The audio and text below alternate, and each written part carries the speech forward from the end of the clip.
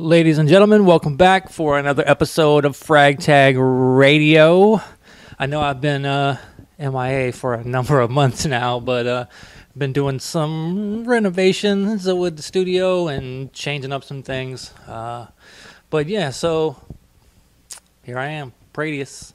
And of course, shout out to our partners at Appy Gamer and Game On and all the other apps that we partner with. So without further ado, wanted to drop a review for Call of Duty World War II, which I played on Xbox One X. So I got to experience the upgrading graphics and things like that. I did play it on my Xbox One S as well, just to see the difference. And there's definitely a difference, huge graphical difference between the two.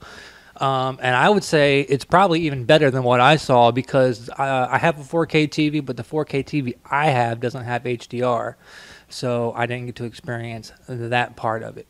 Excuse me. But so first of all, the campaign is epic. I'd say it'll probably take you about 6 to 7 hours to complete, somewhere in there, maybe 8 if you took your time, or maybe a little more than 8 if you try and find all the mementos and all of that deal.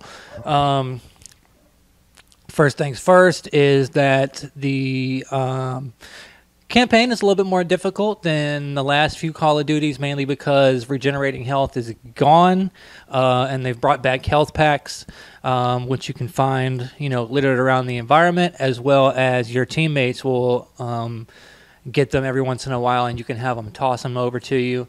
I mean, really, I didn't find, at least on regular difficulty, any problems with that where I, was running out of health packs or dying unnecessarily. The settings are really cool. It definitely brings you into the World War II era. There's, of course, lots of shooting areas, but you'll also get the opportunity to do some stealth areas. There's one mission where you're walking around talking to people, trying to convince them that you're someone you're not, doing a little bit of espionage. There's one mission where you get to drive a tank and do some tank battles against other tanks, which was pretty epic. One mission where you're actually flying a plane and doing some dogfighting up in the air. So there's a lot of different things going on in between the missions, and no one mission is just like another one. There's one where you're chasing a train and a jeep. I mean, there's all sorts of crazy stuff going on. So, it never really feels like it's overstaying its welcome, or you get bogged down thinking that you're feeling like you're doing the same thing over and over again. Every mission feels new and fresh from the last one, so you don't have to worry about that. Overall, the campaign was great. It had a really good story too. I won't give any of that away, but just know that the campaign is a terrific return to form for Call of Duty in that aspect, especially for World War II. And then, so after that would be Nazi Zombies. Now, Nazi Zombies, I haven't really liked a zombies mode since Black Ops 2.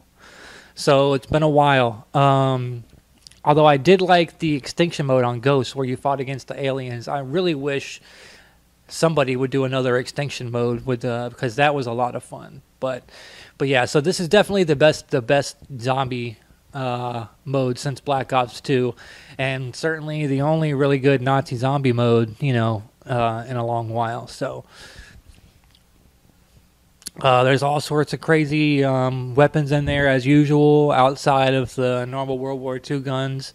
You've got a lot of experimental prototype looking weapons and crazy wacky things thrown in there as well. I did find this mode a little bit more self-explanatory than past zombie modes, whereas in past zombie modes I felt like I needed to look up a YouTube video to try and figure out what I needed to do, where I needed to go, what gates I needed to open, which order, and activate what, and yada yada yada.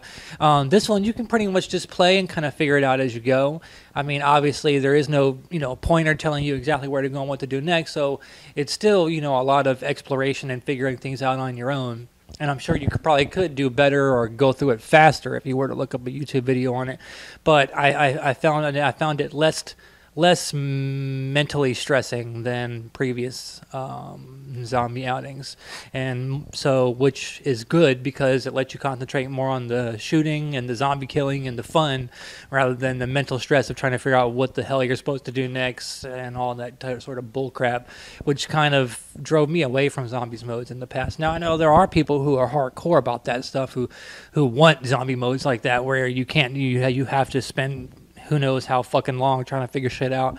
And I mean, there's a little bit of that there, I guess, to try and satisfy that crowd, but it's a little bit more self-explanatory to try and, let more casual zombie players get into the mix as well and still thrive and feel like they're doing well and making progress as they play.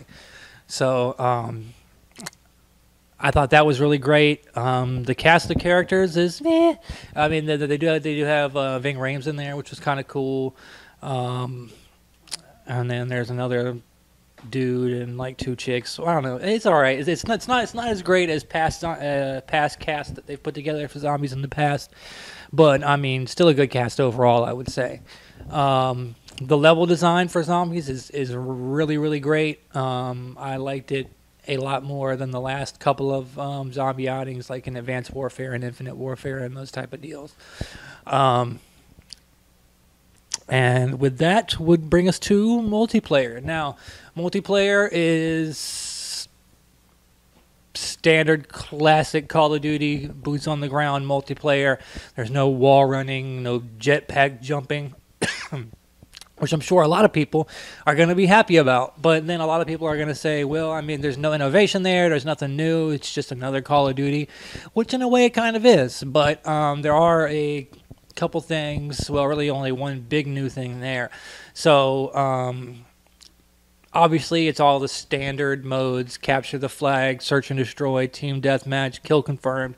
Those all make a return. I guess the big one would be war, which is a bigger scale matches, and those are kind of cool, but I wouldn't say that they're anything game breaking or that it would just make you want to rush out and buy the game just for that. The one cool thing is headquarters, where they try and mix in a little bit of Destiny with Call of Duty. Headquarters is essentially a social hub, like the tower is in Destiny. You'll run into other players while you're there, running around.